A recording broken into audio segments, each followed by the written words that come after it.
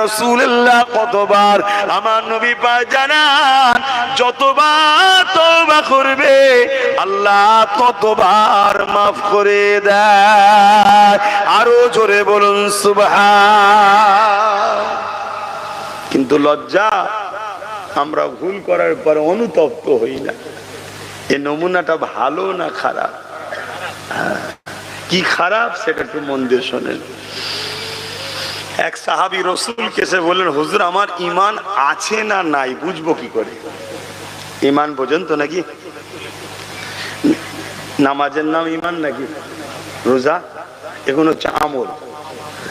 ঈমান আলাদা জিনিস, আমল আলাদা জিনিস। ঈমানদার যখন আল্লাহর খুশির জন্য কোনো ভালো কাজ করে সেটাকে বলা হয় আমল। যার ঈমান নেই যত ভালো কাজই করুক ওটা আমল নয়। বুঝতে পারলাম? আর প্রথম শর্ত হলো চাকরি, তারপরে ডিউটি করলে মাইনে আছে। যে চাকরি পাইনি সে যতই ডিউটি করুক তার মাইনে নাই। কেন? অত তো নাম নেই পেলেনি। মাইনেটা যেখান থেকে আসবে সেখানে তো তার এন্ট্রি নেই নাম। তা ঈমানটা হলো চাকরি, আর নামাজ রোজা হজ যাকাতটা হলো ডিউটি। বুঝতে পেরেছি? তা ঈমান আছে না নাই বুঝবেন কি করে?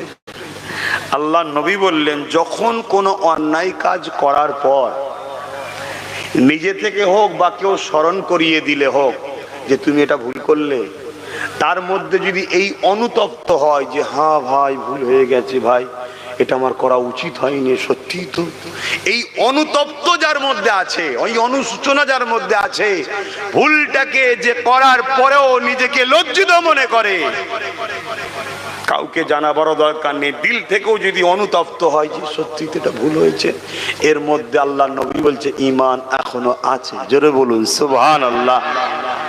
আর যার মধ্যে ভুল করার পরেই অনুতপ্ত হয় না, তাকে ধরাবার পরও সে বলে আরে রাখতো তুই যা তো, এরকম আছে না? না মুসলমানের মধ্যে আছে না? নাই। আল্লাহ নবী বলছে তার মধ্যে ঈমান নাই। ঠিক না? এই ঘটনা ঘটে যে ভুল করার পরে অনুতপ্ত হয়, বা কেউ বললে হ্যাঁ ভাই ঠিকই বলেছো ভাই, আবার ভুল করল, কিন্তু এই লজ্জিতটা আছে, নত করার মন মানসিকতাটা আছে, জানবে তার মধ্যে ঈমান এখনো আছে। জোরে বলুন সুবহানাল্লাহ। আর যার যার মধ্যে এই খেয়াল আছে, কথা তোমাকে জ্ঞান তো দিতে হবে না, হ্যাঁ হয়েছে হয়েছে, এই ধরনের যার মেন্টালিটি আছে, আমি তাদেরকে পরম রদ্দ কফুর পড়ে নতুন করে ঈমান এনে আল্লাহর কাছে ক্ষমা চান, কাঁদেন। কেন? সব থেকে বড় শাস্তি হলো আল্লাহ যদি কাউকে তার থেকে তাড়িয়ে দেয়, এর থেকে বড় শাস্তি আর কিছু নেই। তোমাকে হয়তো ভারতবর্ষের ক্ষমতায় বসিয়ে দিয়েছে, বসিয়ে দেবে, বা আমেরিকার প্রেসিডেন্টও বানিয়ে দেবে, ওটা বড় জিনিস নয়। বড় জিনিস হলো তোমার স্রষ্টা তোমাকে তার থেকে তাড়িয়ে দেয়নি তো। কথা কিছু মাথায় ঢুকছে? কেন এই ভারতবর্ষে একজন ব্যক্তি কোরআনের 26টা আয়াতের বিরুদ্ধে সুপ্রিম কোর্টে কেস করেছিল, আপনারা জানেন। তার নাম ছিল একজন মুসলিম, সে মুসলিম ঘরেই জন্ম হয়েছে।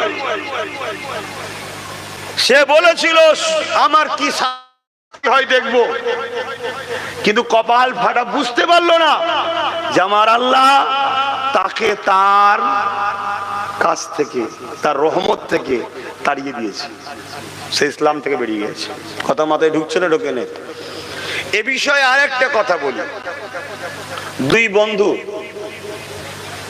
দুই বন্ধু ফজর বেলা নামাজ পড়ে বেরিয়েছে, দেখছে এক বন্ধুর মনটা বড় দুর্বল, মন মরা হয়ে আছে, কিছু বলেনি, সারাদিন ধরে দেখছে তার মনটা বড় দুর্বল।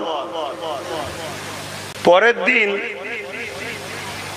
ফজর বেলা তো যখন গেছে, তার পরের দিনও দেখছে তার মনটা বড় মরা, তার মনটা বড় দুর্বল, যেন ভয়ের মধ্যে একটা কিছু আছে। 3 দিনের দিনেও দেখেছে একই, চতুর্থ দিনের দিনে তাকে হাসি দেখছে। তখন এই বন্ধু জিজ্ঞেস করছে, তোমাকে 3 দিন দেখলাম বড় ভয় ভয় মন মরা, আজকে হাসি দেখছি কেন? মন দিয়ে শুনবেন, সবাই সবাই শুনবেন।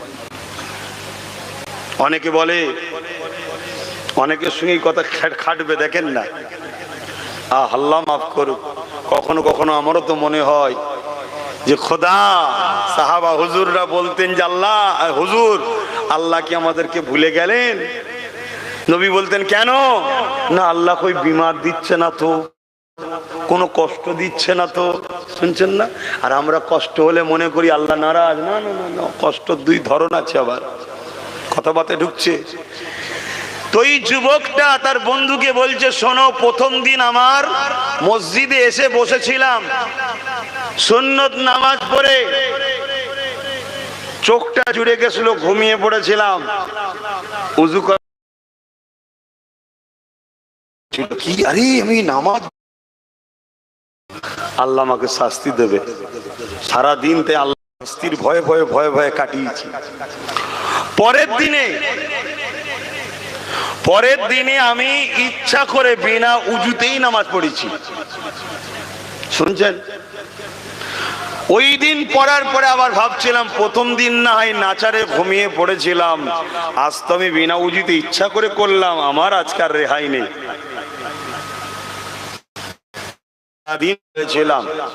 3 দিনের দিনে আমার গোসল ফরজ হয়েছিল, বোঝেন? সংসার জীবন তো করছেন, আমি ফরজ গোসল না করে না পা খালেই নামাজ পড়েছিলাম। ওই দিন ভেবেছিলাম আজ আমার রেহাই নেই, কিন্তু চতুর্থ দিন আজ আমি হাসছি কেন, আমার তো কিছু হলো না। তো বন্ধুটা আফসোস করে বলছে, হাই তোর কি হলে তুই খুশি হতিস? বলেছিল যে আমি ভাবলাম আসমান থেকে কিছু আমার উপরে পড়বে, ওরা কত বড় শাস্তি দিয়েছে। বলছে কই, কি বুঝলেন? ইসলাম থেকে বেরিয়ে গেছে যখন, নাপা খালে ইচ্ছা করে নামাজ পড়েছে, আল্লাহ ওকে, যে আমাদের জন্য সব থেকে বড় শাস্তি হচ্ছে এটা, আল্লাহ যেন আমাদেরকে তাড়িয়ে না দেয় তার রহমতের কোল থেকে। কেন, পাপী হলো তার দয়া অনেক বড়, তিনি একদিন না একদিন আমাদেরকে সাহারা দেবে। জোরে বলুন সুবহানাল্লাহ। আর যদি তার কোল থেকে আমাদেরকে তাড়িয়ে দেয়, অনেক ছেলে আমাদের আছে এরম ভাবে, কই কি হচ্ছে, কই আমি মৌলী সাহেবকে তো গাল দিলাম, কই ইমাম সাহেবের সঙ্গে ঝগড়া করলাম, তো কিছু কিছু হয়েছে বাবা, তাই নাকি? শোনো বাপ, আল্লাহ ছাড় দেয়, ছেড়ে দেয়নি। দুনিয়ায় যে ঠেক খেয়ে যায় সে তো হাবিবে আজমই হয়ে যায়। জোরে বলুন সুবহানাল্লাহ। নত হয়ে ভুল যেতে হয়, ক্ষমা করো, ক্ষমা চাও আল্লাহর কাছে। কেননা ময়দানে মাশরটা বড়, আল্লাহ নবী জানিয়ে দিলেন, ময়দানে মাশরে এমনও বাপ পাওয়া যাবে নিজের ছেলেকে জমিনে শুইয়ে দিয়ে তার বুকের উপরে পা দিয়ে দাঁড়িয়ে যাবে। ময়দানে মাশরে এমনও ছেলে পাওয়া যাবে নিজের জন্মদাতা বাপের বুকের উপরে পা দিয়ে দাঁড়িয়ে যাবে। ময়দানে মাশরে এমনও মা পাওয়া যাবে নিজের মেয়েকে জমিনে শুইয়ে দিয়ে তার বুকের উপরে পা দিয়ে দাঁড়িয়ে যাবে। এক কথায় যার উপরে যার জোর চলবে তাকে জমিনে শুইয়ে দিয়ে তার বুকের উপরে পা দিয়ে দাঁড়িয়ে যাবে। সাহাবা হুজুররা শোনার পরে বলতে লেগেছে, ইয়া রাসূলুল্লাহ, হাবিবাল্লাহ, এই রকমটা কেন হবে? আল্লাহ নবী জানালেন, বাবা সাহাবারা, লোহা যেমন আগুনে দিলে পুড়ে পুড়ে লাল হয়ে যায়, ময়দানে মাশরেতে ওই সূর্যের তাপেতে জমিনটা পুড়ে লাল হয়ে যাবে, এই জমিনে দাঁড়ানো যাবে না। এ যুবক গতকালকে বা আগামীকালকে রাস্তায় বেরিয়ে একটু দুপুরের সময় খালি পাটা দিয়ে দেখবে, এতে সহ্য করা যাবে না। ময়দানে মাশরেতে জমিনটা পুরে লাল হয়ে যাবে। তাই যে যাকে পারবে জোর করে তার বুক যাবে। যুবকরে, সেই দিনেতে তোমার আমার কি দশা হবে? ওই দিনে তো বাপ একটা পা করতে পারবে না, খোদার বিনা হুকুম ছাড়া এ পা চলে? কথা বলে, বেশি নয়, শুধু একটা শিরা যেখানে থাকার কথা সেই জায়গা থেকে সরে হয়তো আর একটা সিরার উপরে একটুখানি উঠে পড়বে। ওই যন্ত্রণাটা সহ্য করতে পারে?